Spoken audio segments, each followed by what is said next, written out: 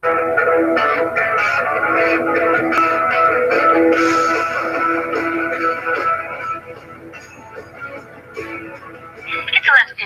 Radio Free America. This is Uncle Sam with music and the truth until dawn. Right now, I got a few words for some of our brothers and sisters in the occupied zone. The chair is against the walls. The chair is against the walls. John has a long mustache. John has a long mustache. It's 12 o'clock, Americans, another day closer to victory. And for all of you out there on or behind the lines, this is your song. And welcome everybody to our Daily Gun Show. Come to you live every weeknight at midnight Eastern. About an hour we talk about guns. Got a couple people joining us tonight. We've got Angelina jumping in from California. Thanks for joining. Howdy. Got Cycle Camp jumping in from Connecticut. Duty. That'll work. We got Patriot jumping in from Michigan. Thanks for joining. Hey, thanks. We got Snob jumping in from Oklahoma. Yep, thanks for the invite. But I'm over here in Arizona. We got a couple more links out there to people on the Gun Channel side. We run this show live on YouTube. We simulcast it over at gunchannels.com. Our effort here is to work with the new media, so we're trying to have a conversation here with the people that are watching. So we appreciate people that watch us live and make use of the text chats out there on YouTube and over on Gun Channels. So it's Monday, and we have a couple of things on the schedule to talk about. No, it's not Monday, it's Tuesday. So since it's Tuesday, we're going to talk about Maryland for our State of the State. And we don't have a Smeggy anymore to prepare anything. Where's Jimmy? So we're just going to wing it. And then I figured we'd talk about interpreting the Second Amendment in modern times and see where that goes. Some of other stuff as well, but if anybody wants to jump in with anything else, we can start off with that. I don't have anything else. I just voted today, so that's all that happened for me. Oh, sweet. Is that like, what kind of election? What kind of stuff was that? It was a primary, and I was the 36th person polled, I guess, at my district. And as soon as I got home, I had to call and report the district because had some issues. So that was kind of interesting. But so I used the AutoMark machines, and they've got a new machine, and they were all excited to tell me about it. Then they didn't have the code to turn it on. So yeah, that was really helpful. Yeah, so they just expect, your driver, if it's a taxi or however you get there, to help you out. And I refused. So it worked out, though. That's good. What about the rest of you? What did you guys do today? Or what did you review today or whatever? I bought ammunition today. That's about it. Awesome. I worked today. That was about it. That sounds good. G-Webs? G-Webs is back in a minute. I worked today, so that's pretty much all I did. All right, so yeah, let's dig in to the show. So I guess we're talking about Maryland and gun laws. So I guess the best thing to do is I'm going to share my screen. I mean, it won't matter because no one will be able to see it. Yeah, so I'm pretty sure Maryland's like a California, right? Cycle. Maryland is may issue. They're not shall issue. And As far as their carry permit, but like, don't they have kind of? Oh yeah, we got this 10-round thing. Very familiar with that. You don't know like sadness until you've seen a little tiny nubbin mag. Background checks, automatic. Let's see. Yeah, background check NICS check is required, which makes sense. You make your application right to the Secretary of the State Police, which is kind of nice, so you don't have to go through the town. I see the state police maintains permanent record. Yeah, and it's only good for 2 years. And the first one's good for 2, and then all the ones after that are good for 3. So you got to renew every 3 years? 2 years for the first time, and then after that every 3, which sort of sucks. Do you know how much that costs? Yeah, it's let me see. An original application is $70, and there's a $5 per fingerprinting fee. But I haven't seen yet, but I assume there's probably a training requirement. Let me look here. Required documents, notarized, completed. No, it doesn't look like they require a. Doesn't look like they require a course. So that's kind of good, because that's usually pretty expensive. So you just apply and you get in, basically? Well, it's may issue. It's not shall issue. So you make the application and cross your fingers. I wonder if they, like, is it a California, or is it like a, you actually may get it? Yeah, that I don't know. Alright, what else we got there? I mean, the 10 rounds thing, so they got that going on. I wonder if that's for all of their firearms, or is it just like rifles or something? Probably everything. No, I think the carry permit is only for handguns, and because they have the 10-round magazine capacity thing here as well. yeah, I haven't seen that yet, and then in the stuff I'm looking at, but that's okay. But rifles and shotguns, you know, if they're in a motor vehicle, they got to be unloaded. Oh, okay, interesting. How it is here too. Only one. Oh, here's something interesting. As of October 1st, a handgun qualification license is required for sale. So buying a pistol. Oh, certain pistols are classified as assault pistols. Yeah. As of But Maryland does have a castle doctrine and also has a stand your ground law. And not only that, in October of 2010, they passed a law that says you are immune from civil prosecution, or damages when force, including deadly force, is used under reasonable circumstances to repel an attack in your own dwelling or place of business. So that was pretty cool. That seems like a pretty, I mean, I don't want to use the word good, but I mean, it seems like a pretty good law for a state that has a lot of, like, gun rules.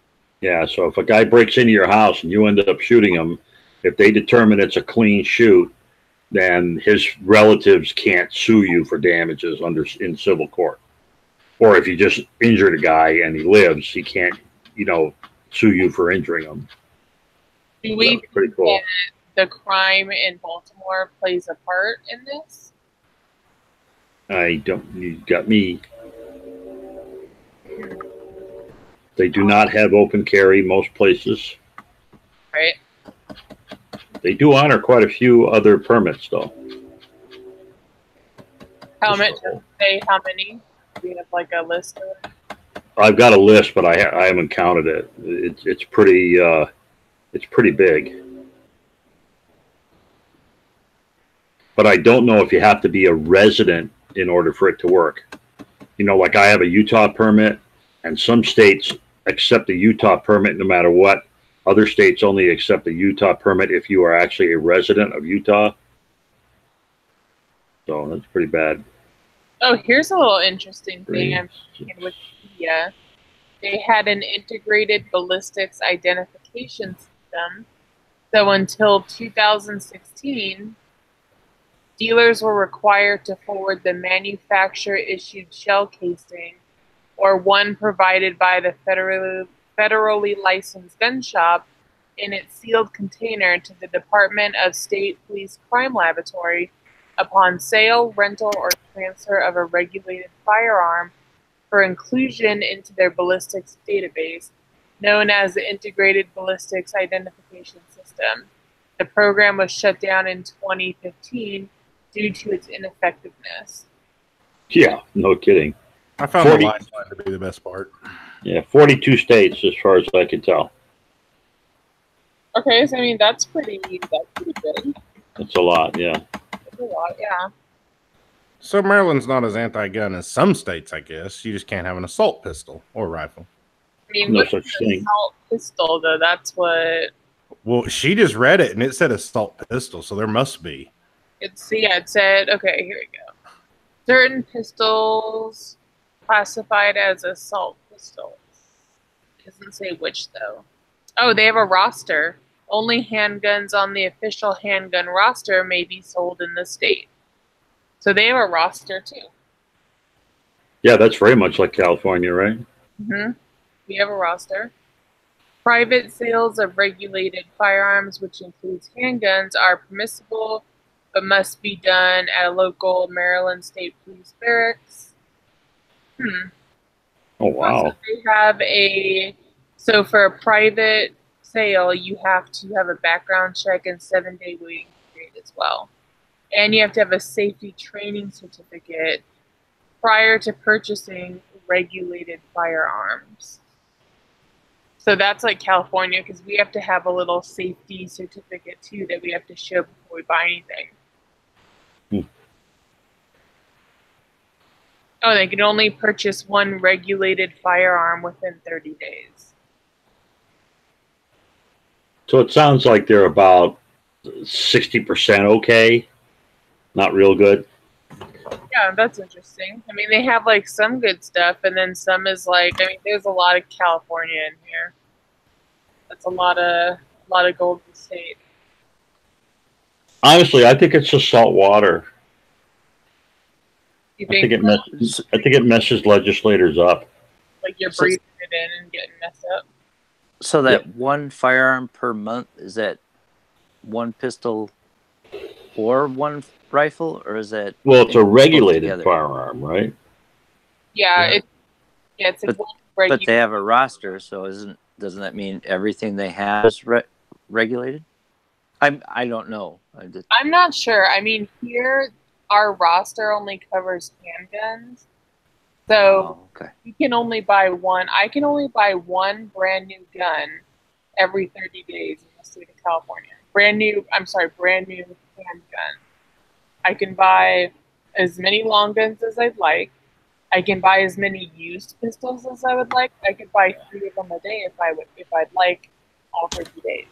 Okay, according to NRA ILA, Maryland does not regulate the sale of rifles or shotguns, and no permit is required to purchase a rifle or shotgun that is not an assault weapon. Maryland does regulate the sale, transfer, rent, and possession of regulated firearms, which consists of handguns and assault weapons. So it looks like all handguns are considered regulated by definition. So that's pretty much like it is here. Yeah, that was as of 2014. But regular shot rifles and shotguns for like hunting and stuff, nothing. You don't need nothing. Just go buy them. As long as they're not assault weapons, whatever that means. I mean, it's probably an assault weapon's probably like an AR. I don't get the point in the 30-day waiting period. If you already have one gun, why do you have to wait 30 days to buy a second gun? What does that matter? It's just roadblocks. It's like roadblocks and stuff to inconvenience you, so you just won't buy a gun. It's so you won't arm your family, you know. So if you have 12 kids.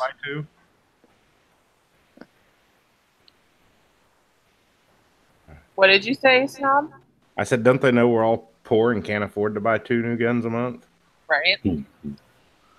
Yeah, it's kind of sad because when there was this thing where you could buy off-roster guns with a single-shot exemption or something. It was some kind of loophole that we had here, and people were planning out their gun purchases. So every month they have to go buy a gun. so they could get all these off-roster guns, and then they closed the loophole, and now those guns are worth like double their retail value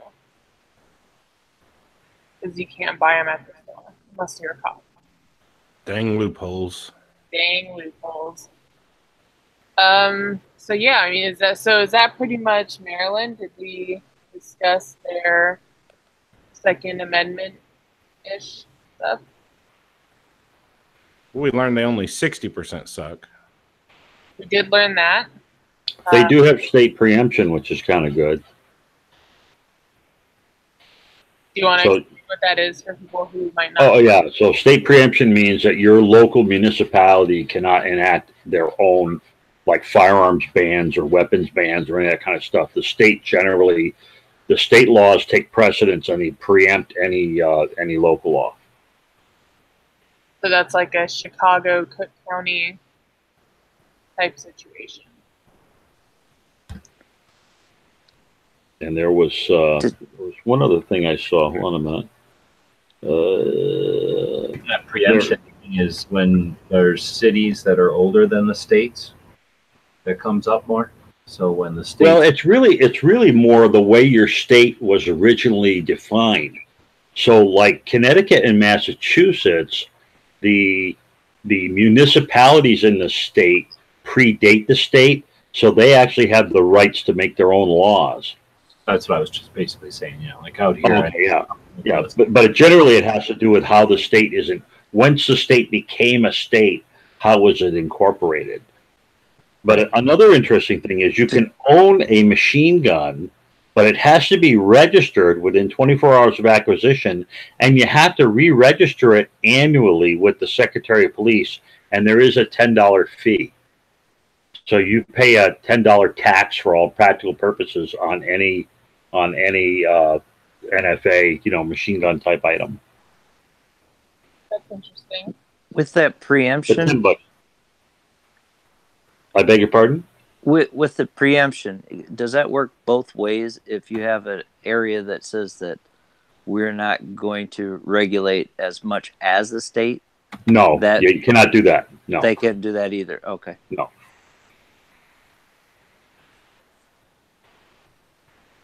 Yeah, basically preemption means state law is the law, and that's it, Okay. generally speaking. All right, so that's Maryland. That's all I found from the couple sources I went to anyway. If anyone has any nice things to say about Maryland, we'll say them now. If not, we'll move on to our next segment. Maryland. I've been to Maryland. It's nice. I like it.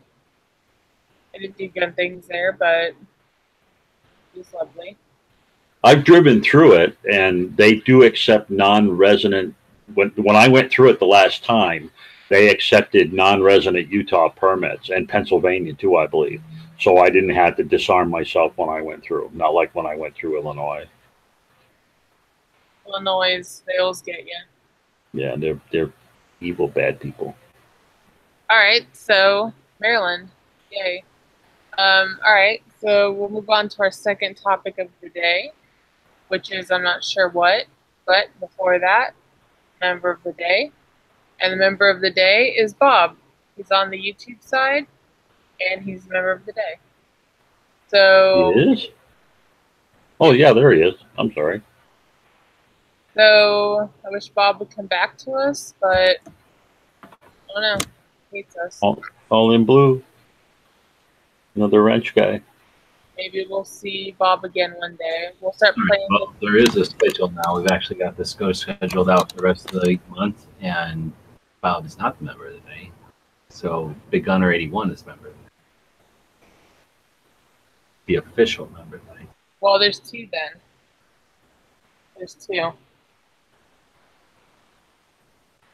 We're going to have a member of the day death match coming up now, or Who wins, Big Gunner or Bob? I think Big Gunner wins. I don't know. Bob is pretty feisty and strong from doing all that work on his vehicles and stuff. He's got good arms. I think Bob met Big Gunner. We'll let him decide.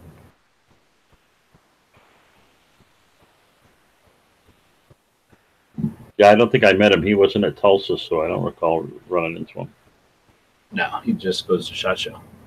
All right. The other topic today was interpreting the Second Amendment through modern times. Because it's really just for muskets, single shot guns.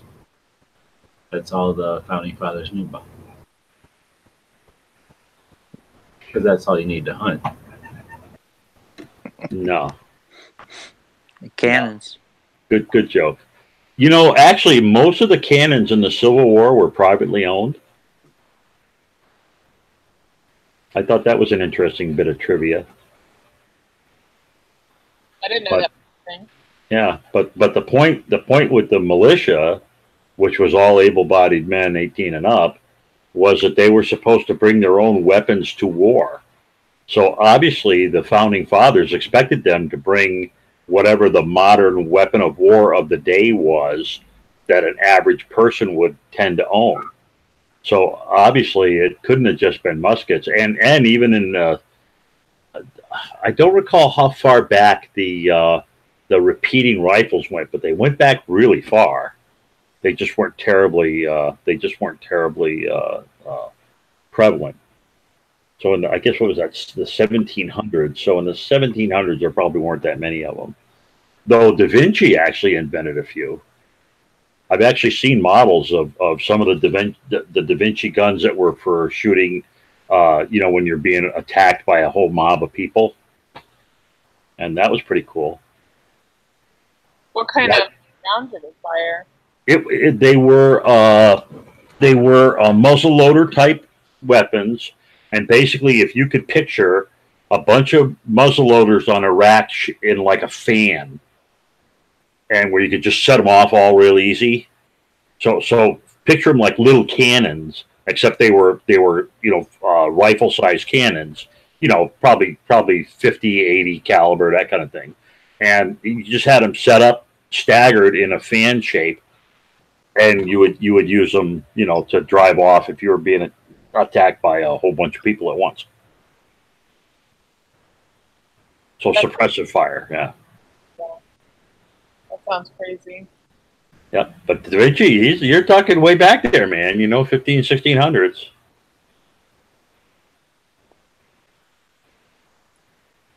He's a sharp dude. Yeah, he did. Didn't he do that helicopter thing too? Yeah, if they could have found a source, they probably could have made it work, but it didn't work out. Sikorsky finally figured that out. Yep, that's true. And Midnight Range said he actually designed a tank at one time too. He had plans for a tank. He's definitely a good dude. So, I mean, as far as interpreting what the modern interpretation for the Second Amendment, I mean, what would we say for that? I have no problem with people saying that the Second Amendment only includes muskets as long as the First Amendment only includes word of mouth and doesn't include the internet, the printing press, you know, or any other modern, you know, Kindles or any of that stuff, TV, newspapers. So fair is fair, right? You gotta treat everything the same. And if the First Amendment is good for modern speech, then the Second Amendment is good for modern guns. And just like the Fourth Amendment, not fourth, fifth, whichever one that says they can't put people in your house, you know, that includes modern military people. So again, the Second Amendment needs to be treated with the full respect of all the other amendments in the Bill of Rights. All right. I mean, that seems fair, I guess. Does it? Y'all. And in fact, there was I keep bringing this up, but there was a case. Of course, I can never remember the name. There was a case where a guy had a sawed-off shotgun, and he got arrested for having a sawed-off shotgun. And the rationale it went up to the Supreme Court, and the rationale of the court said, hey, that's not a weapon that was used in war, so you can't have it. It's not protected by the Second Amendment. U.S. versus Miller. Yeah, you can't have it both. Yeah, you can't have it both ways. You can't say, well, weapons of war are protected, but no, you can't have weapons of war. They're not protected. So, make up your frickin' mind. Thank you, the Miller thing, yeah. Well, that's a modern one. That's something that hopefully we could take to the new Supreme Court. Oh, I tried that. That was one of the arguments I made when I had my big testimony at the judiciary last year, when we were talking about AR-15s, and they said, well, it's a weapon of war, and I said, well, first of all, it's not a weapon of war, and by the way, the Second Amendment has already been interpreted to cover weapons of war, and the Miller decision, and there was actually a lawyer on the panel who contested that and said that's not what Miller said. And it's like, what are you going to do? Now you just have to agree to disagree, because you're not allowed to argue. See, the problem is you're not allowed to argue with the people on the panel, and you're not allowed to ask them questions. So you can make statements, and they can ask you questions about your statements. But when they make statements, you're not allowed to question them about the validity of their statement. So it's very one-sided. That's probably, you should bring the actual bill so you can read it. And then that's right, but it really wouldn't make any difference, because the guy's going to interpret it how he wants to interpret it. An anti-gunner is an anti-gunner, and you're not going to convince him with facts. You're just wasting your time. We still got to try. Yeah. I found something interesting. This, I don't know how to pronounce it, Giradoni air rifle. Yes, that was around at the time that Lewis and Clark went to on their thingy. It was invented in 1779. Right. So it was after the War of Independence. Yeah. Shortly after. Yeah. Very close. And it fired 30 shots, by the way. It could fire 30 shots, and it had a portable pump, a foot pump that you could use to pump it up. And Lewis and Clark used it when they made their great foray into the West. And it was actually lethal up to 150 yards. Oh yeah. It's very much like modern air guns. I've seen a lot of modern air guns on Iraq Veteran 88, and they're pretty bad, man. Pretty badass. I wouldn't carry one, but they're pretty neat, because I like them to go boom. I like it to boom. Cool rifle.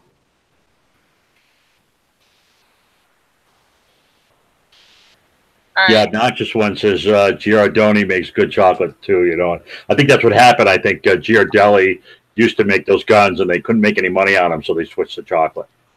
You went from Delhi to Donny? No, you went Donny to Delhi. Yeah. Well. Mean air gun that shot chocolate. Yeah. That's a thing. Totally a thing. All right, so they make chocolate AKs. 1911s too. I've had a few of those.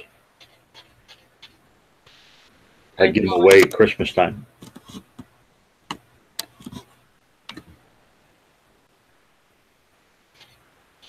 Go ahead, Angelina. I'm sorry.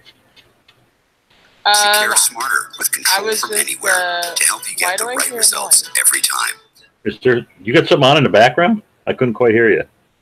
It was a thing just started playing. I was trying to look it up. Oh, okay. So I'm going to the schedule now, because G-Web said we're all scheduled out. So while I'm doing that, let's see if we have a... We got a couple of things in calendars for today. Whoa. Yeah, today's a really cool day when you get to the history part. Thing is scheduled. So we've got Victory in Japan, DJ Day, and it's also the day that Smith and Wesson patented the first self-contained cartridge, 22 short. So today's the birthday of all bullets. So the rimfire was the first one? 22 short was first bullet. Percussion cap was invented. Then the volcanic was basically your first gun that had a magazine, right? So you had your, like what you guys are talking about, your flintlocks, goes to percussion caps. Somebody figures out you can, instead of using a loose powder and a loose ball, you can wrap all that stuff up in paper. Or Colt sold 30,000 rounds of tin foil wrapped cartridges that you just shove down a muzzle loader and load a lot faster. And then at some point they figured out, okay, well, who was it? Sharps figured out you could open the butt end of the muzzle loader and load from it. Breech loader, yeah. And then somebody. But they had pin guns too before that. Yeah. But anyway, so first you go from flintlocks to percussions, then you get breech loaders, then you get magazine-fed breech loaders, then you get cartridges, and then revolver was the first gun with a cartridge. You got the volcanic there right before it. Neat little time. All happened in America. Oh, it's 7th. So are we doing history right now? I guess we could go to history. I just had something neat if we were, so. All right, let's hear it. In 1782, George Washington orders the creation of the Badge of Military Merit to honor soldiers wounded in battle. It is later renamed the more poetic Purple Heart. Oh, that was yesterday. No, that was the 7th. Nope, today. Today is Purple Heart Day. Oh, I thought that was yesterday. Oh, it says the 7th. I don't know. Yeah, it's today. Today is Purple Heart Day. So everybody probably knows somebody. So thank them a little extra. Okay. And yeah, I think that the one thing I've noticed about people that I know that have Purple Hearts, and even just like general people you meet, they never tell you about it. You got to drag it out of them. Because they, I mean, you're not in it for the glory, right? You're in it because you give a shit. So, think veteran, today and always. That's all I have to say. Yeah, and it's easier and easier to take a phone and head over to somebody's house, grandparents, uncle, just a guy down the street that you know, and ask them a story about it, like you're saying, and then record it, archive it. And it might not be perfect the first time, but that might get them comfortable talking about it. And if it's not something they want to just talk about, let them know that there's some merit to just having it for the family, to future generations to be able to hear from the horse's mouth, so to speak, the actual situation. We live in a time when that's easier and easier. Yeah, it's really cool if you can find documentation on your relatives. I actually had a great uncle that fought at the Battle of Chancellorsville and was wounded. He ended up losing an arm. But that was something I didn't know until I started doing a family tree deal, and I went up to Maine to visit some relatives of mine, and they dug out their stuff, and sure enough, they had the documentation from when he was in the hospital. I thought that was pretty cool. Yeah, it's definitely important to do this because a lot of the older guys are not going to be around forever, and you don't want to lose it for sure. Yep. And in 1794, all the idiots that think that the military wouldn't fight the local people, they would refuse to do that. Just remember, in 1794, there was the Whiskey Rebellion, and they called out the federal troops to put them down. So it's not like it don't happen. They created the army for that shit, I think. Well, there were already federal troops in 1794. And when they had the Whiskey Rebellions in Pennsylvania, the first time they used them. The president called in 12,900 federal troops from surrounding states to forcibly usher the farmers back to their homes, after shooting quite a few of them. Today in 1945, radar was not known to the public. I guess it had been the secret up until today in 1945. Did they credit the British with that? I don't know. Because that was one of the things Arthur C. Clarke did, He helped develop ground-based radar. Well, but his book sold here, so it makes him American. 1942, U.S. forces invade Guadalcanal.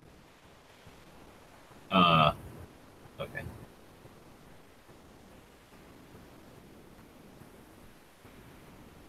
I think we landed there to stop an invasion, but I'm just saying what it says on the website. Let's see. 1976, scientists in Pasadena, California, announced that the Viking 1 spacecraft had found the strongest indication to date of possible life on Mars, but they don't say what it was. Pasadena. Anyway, the little old lady there. Oh yeah, do you? The grass is always greener in Pasadena. Yeah, she also had a really good car that they wrote about, right? Mm-hmm. In 1990, the first American soldiers arrived in Saudi Arabia. Shit. 1998, truck bomb outside the embassy in Kenya, the U.S. embassy in Kenya. Terrorist attack killed 224 people, including 12 Americans, wounded 4,500. They accused bin Laden for that. It was in 98. That's when Clinton, or what instigated Clinton throwing cruise missiles at bin Laden's training camps in Afghanistan. And there's all big paragraphs. I'm guessing that's what led him to get all pissed.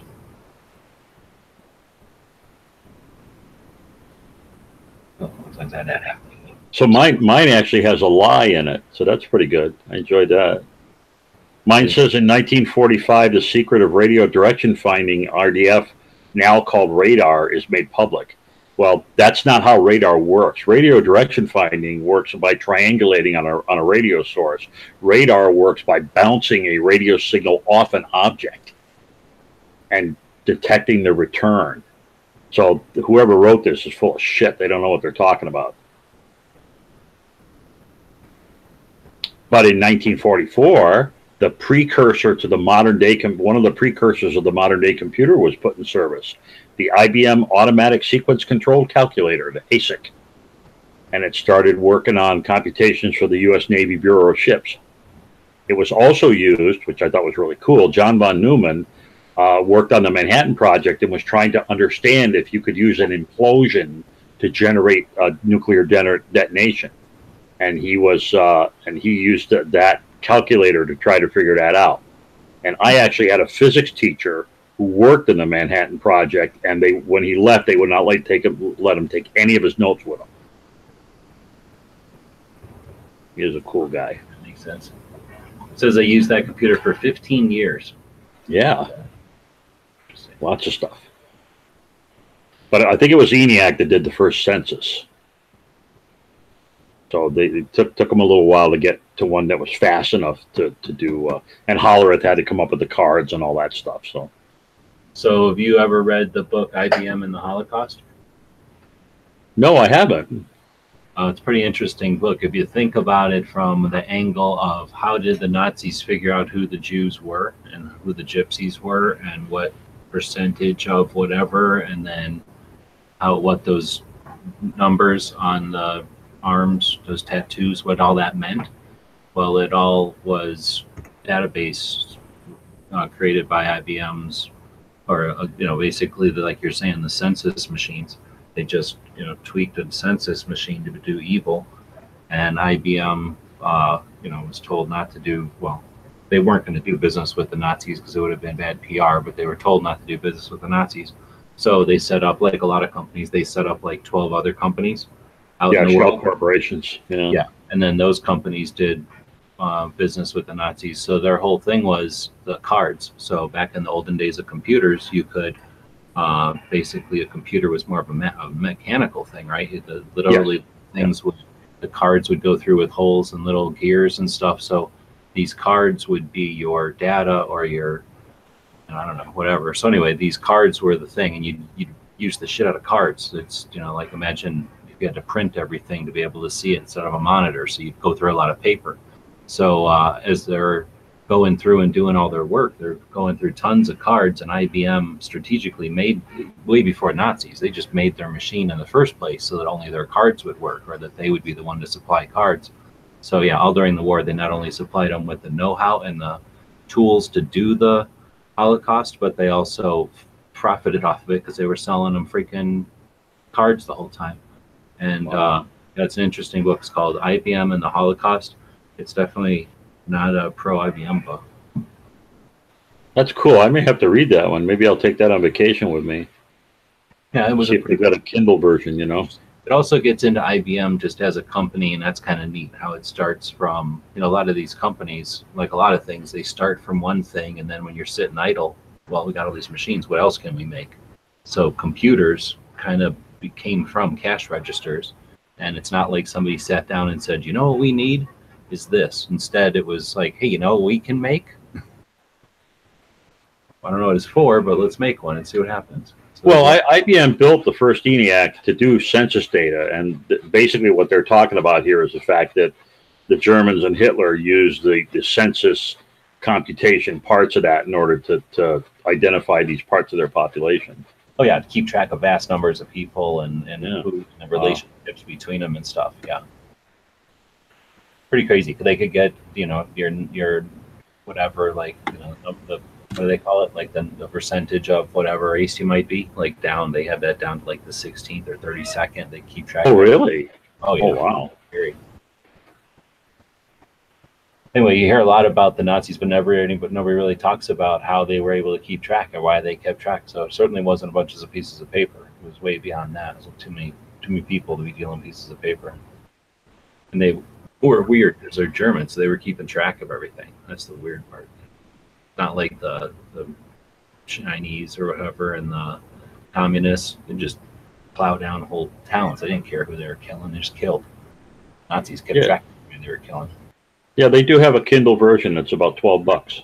It's not bad. Well, that got really weird and dark, so we'll move on from that. Yeah. Interesting, though. Ghost had an interesting chat earlier today with Jaeger on. Anybody get a chance to see that one? Oh. I watched it. Pretty I good. did, yeah. That was pretty good. Anybody go into it with one opinion of Jaeger and come out of it with a different opinion of Jaeger? I actually did. I just told Ghost that in the side chat over there on YouTube that I had no use for him really, and I have a lot of respect for him. Yeah, I didn't know anything about him. I mean, I just, you know, what people said or whatever, but I'd never watched any of his stuff. But Right, well, I appreciate Ghost for giving him a chance to just beat James because he doesn't need anybody defending him. He is a decent dude. So I'm glad he got a chance to just be in a situation with a bunch of people that weren't familiar with him to be able to easily, you know, experience him just being a real dude. He's, you know, unique. He's not a normal guy, but he's definitely real. Yep, that was a good show. I'd only watched some of his stuff a few years ago and just didn't care for it at all, some of his opinions and such. And I was kind of pleasantly surprised with Ghost Show. I really wasn't even going to watch Ghost Show tonight because I wasn't even interested in him, and I was glad I did. I don't know. I don't think it's from the heat. Like, it gets really hot here, and then all my, like, coax that's running from, like, where the cable comes from the pipe, you know, and then into my house, kind of, it goes outside the house for a while before it comes in. And out there, it's like sagging. I think I'm losing. I got like a glitch or something in that wire. So I'll go out there and screw with that wire, and I'll have good internet. Like now, it seems to be working just fine. Earlier today, I couldn't stay online for more than a couple of minutes at a time, and it would seem like more time offline than online. Is it in the sun? Yeah, exactly. Yeah, I've had that happen before. And I need to go run a new piece of coax, but it's also super hot. It's like 109 again. Well, it's a little bit cooler than that today, but super hot. Sure it doesn't have to do with Skynet. No, got a couple of days reprise from that. Okay. Can you lay something over it to kind of insulate it and shade it or something? Nah, there's nothing I can do. It's just out in the thing. I just change it out every couple of years. Just a piece of coax about 30 feet long or something. All right, well, so that was a couple of topics. We do have a gun shop to talk about today, which is, I thought we had a gun shop today. We do. It's the National Firearms Museum. So has anybody ever been to the museum at the NRA? No. No. Negative. If you've been watching this show for long enough, I think we've toured there at least once, maybe twice. And Marco, if he was joining, if he went live while he was there, it might have been even more than that. So if you've ever seen the NRA headquarters, which they just had some kind of march on it, some people might have seen it the other day. It's just two two big office buildings. I think they're maybe 7 stories tall or something, 6 stories tall. And there's 2 towers, and they're connected with like a little bridge. And anyway, you drive through that little bridge between the buildings, and that's where the parking lot is. And then you can walk into the base of the one building, and that's the gift shop for the NRA. There's like 1 billion books there you can buy, and a lot of books actually, and pretty much anything you can think of that says NRA on it. And then there's the museum, and it's 1 floor of the 2 buildings there, and it's not the biggest museum. It's one of the nicest museums because it's like the extract of a gun museum. It's got just all very interesting things, but it's not a lot of them. They have a lot of guns, but they don't have a lot of space for their museum. So it's pretty neat. And anyway, that's what we're talking about today. So we got to go there in 12. We were just talking about Jaeger, so that's coincidence. He's helped us get downstairs there. So we got to meet up with Doug Wickland. I don't know if he's still the senior curator over there or not. The last time we went, it was not him.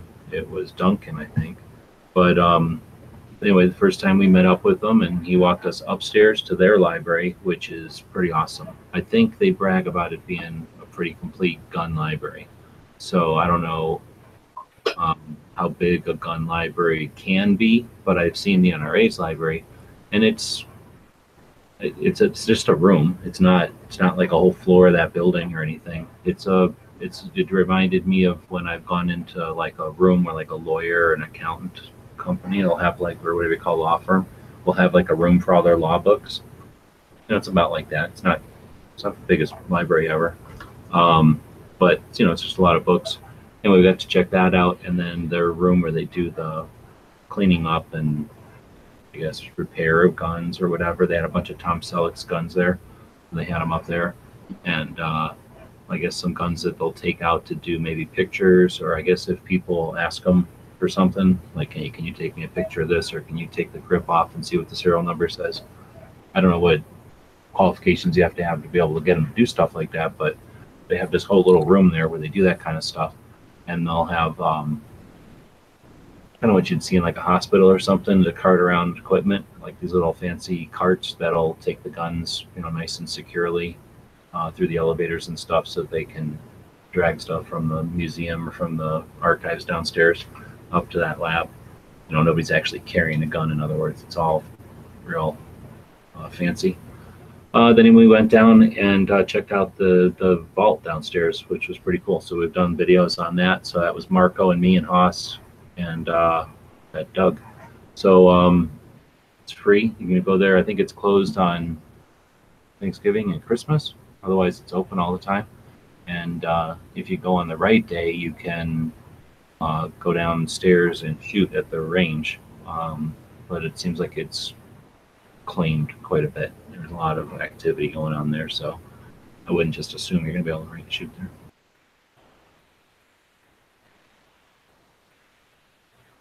All right, well, that's our shop of the day. It's not really a shop, it's more of a museum, but we're going to be talking about museums as well. And I don't know, is anybody out there talking about going there?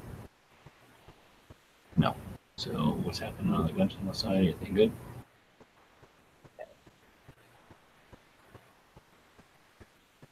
So that's at their headquarters in Virginia or wherever? Yep, it's just right outside of DC. It's Richmond, Virginia. No, is it Richmond, Virginia? I don't know what the name of the town is, but it's you could throw a softball and hit DC pretty much. It's right there. Whenever I stay in DC, it's it doesn't take that long to get there. If you go there in traffic, it's bad, but if you go there during the middle of the day, it's just a couple minutes down a highway. I think it's the highway that goes to the airport from DC, so it's pretty close. I've seen a couple shows on it. Like that were produced by the NRA? That Joe Montana, he had a Gun Stories, I think it was. And I think he did some of the something there. I can't remember exactly. It might not have been. But yeah, a produced one. Probably an NRA produced one. I think he's a big NRA supporter.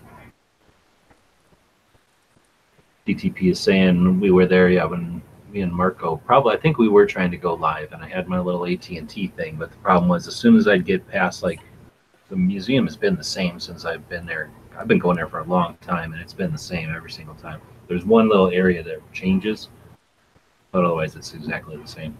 So when you first walk in, you walk into a room full of, it's one guy's collection. I forget what it was. Some publisher of popular magazine. So he was literally a billionaire, like billions of dollars. And he was into guns. So he owned some of the most expensive guns that the NRA owns were his. And basically everything in that front room is his. So it's a whole bunch of engraved stuff. He had a Gatling gun collection. So there's a whole chunk of Gatling guns. I think every Gatling gun in the place is his, or was his, or whatever that works out to. Then there's a bunch of just rare stuff I don't know, like a match set that somebody built for a president like Kennedy or something, and then somehow this guy got it, and just a really kind of a neat room. But as soon as I walked past that, then they get into the evolution of firearms, starting with the earliest ones and start talking about rifling, and then the progression into the different types of actions, and then they go around and talk about the various campaigns and the military campaigns and things. But as soon as you walk past that first kind of doorway or whatever entrance into the history of guns, the cell phone with blue signal, which is sort of lame. You would think that they could put a booster in there. It wouldn't cost them that much. It's NRA. But I did end up arranging to just film the entire tour. So he was doing a tour, and I think it took about 45 minutes. We filmed the whole thing. I never actually posted that, so I could probably dig in now that I got some better video software and see if I can't pull some clips out of that, because it was kind of neat having the actual curator of the museum walk around and explain the exhibits and what's interesting about them. What's cool is there was enough people in the group. It was a pretty big group of people taking the tour, so there was a couple of questions, and a question would come up and he could point at a pretty crowded museum. It's packed full of guns and stuff. There's not a lot of dioramas with a bunch of crap that has nothing to do with the guns. It's just there's a big section of it where it's just nothing but guns in racks. So it was one of those kind of sections, and the guy asked him a question about a particular gun, and he was able to give the story about where it came from, how it got to the museum and stuff. And just neat to think about how those guys must know the stories for all of those things. So I would definitely take them up on the tours. It's free. I think you just have to be there at the right time.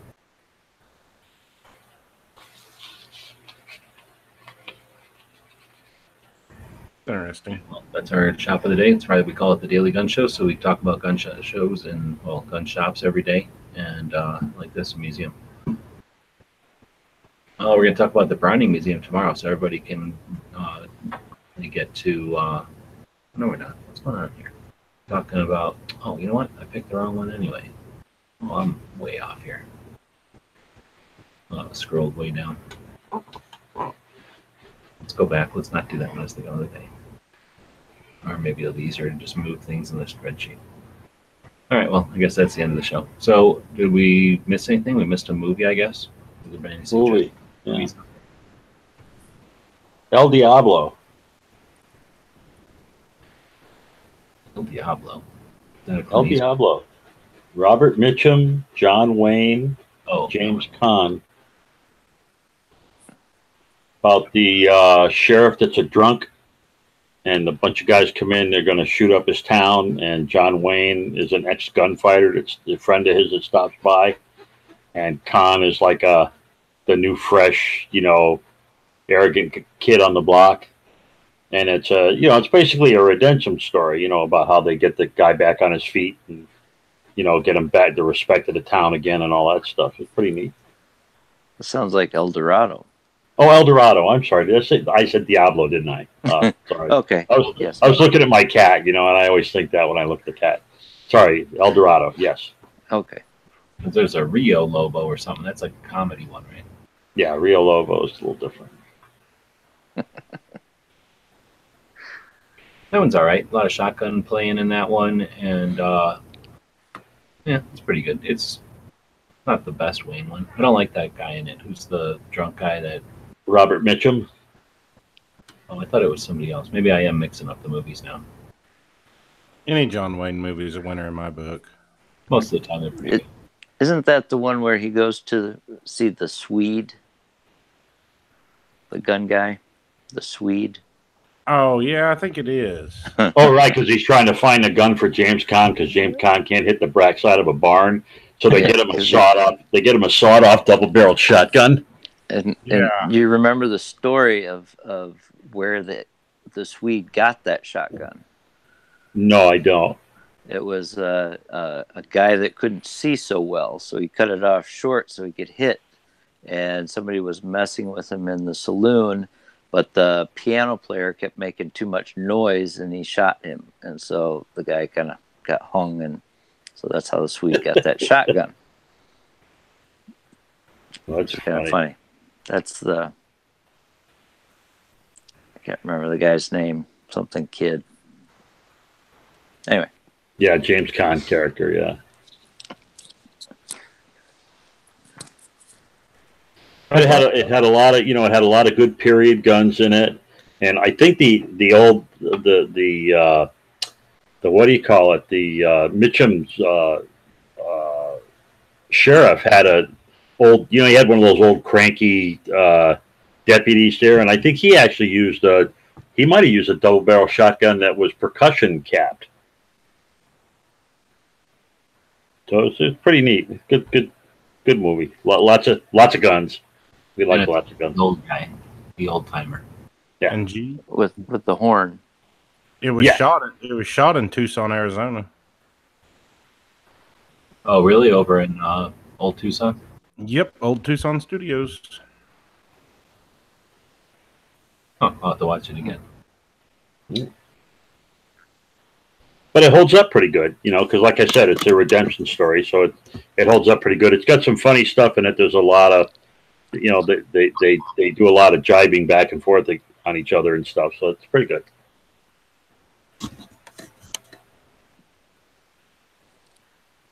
Right on, good one. Anybody got a quote? Always have a quote. So this one's from a book person. Well, hold on. First off, today is Tuesday, so that means tomorrow. Oh yeah, what's coming up next? Yeah, we got somebody doing a chat after this. Haters. I don't know. Yeah, I can do one. Nobody else is gonna do one. There we go. It would still go. Yours was still live this morning. For a while. Yeah, I usually don't actually start broadcasting until after this is over, so it'll go until just a few hours before Knives starts. Pretty cool. And then it's Wednesday, so we do an early watch or something. It'll be happening in the morning. Then, like you said, Knives will do usually a live conversation. Just go be available to anybody who wants to join in throughout the day. A lot of people join in during their breaks at work. I'll jump in when I'm working. Pawnery is usually on while he's at work. Knives is in most of the time. They're in and out doing his day-to-day stuff while he's running the chat. Others will just jump in if it's their day off or something. So it's a pretty fun room to just hang out in, and it's much more entertaining than a radio show or something that you don't have any interaction with. It's Wednesday, so Rick's doing his Shooting with the Disabled. That'll be at 7 p.m. Eastern. Clover does his youth series on Wednesdays. That'll be at 8 p.m. Eastern. Then Matt does his politics chat on Wednesdays at 9 Eastern. And then we'll be back here at midnight. Okay, now I guess unless anybody else has anything else. Anything going on with the Owl and the Anchor? Not much going on with the Owl and the Anchor. Just making stuff and trying not to sweat to death while we're making it. I hear that. Still got a bunch of flags in store that we're selling. Got some stock going, so they ship the same day. Two of the flags on pre-order. We're just waiting to finish stitching them up, and then they'll be ready to go. kind of faded out there at the end, but it sounds like you have a bunch of flags that ship same day. Yeah, pretty much everything on the website right now, with the exception of 2 that are on pre-order, they ship within like a day, so you'll get a flag pretty quick. Right on. Patriot, you got anything coming up? I just jumping in wherever I can. But Right on. Snob, anything in the works? Not right now. Right on. Well, thanks everybody for jumping in. Cycle, you got anything happening? I'm hoping if we ever get a break in the damn weather, I'm hoping to do some shooting videos. I've got that Star BM and that 17 HM2 that I want to take out to the range and put them through their paces. Yeah, But got it's still too dilemma. damn hot. Got a bit of a dilemma. Thursday, or Friday, excuse me, is Red Dawn Day, and I don't like being in Tucson for Red Dawn Day, so I'm trying to figure out how to effort on the van to get it to where I can get somewhere cool for Red Dawn Day. That'll be a bit of an adventure this week. I don't know what everybody else is doing for Red Dawn Day, but that'll be Friday. Let's not forget about that. And got a quote from Cycle in the show. Okay. All right. Tonight's quote. Good intentions will always be pleaded for every assumption of authority. It is hardly too strong to say that the Constitution was made to guard the people against the dangers of good intentions. There are men in all ages who mean to govern well, but they mean to govern. They promise to be good masters, but they mean to be masters. And that was written by Daniel Webster. Very cool. The guys and gals of gunwebsites.com encourage you to take a CCW class every year, practice at least once a month, and carry every day. Thanks for watching gunwebsites.com. The guys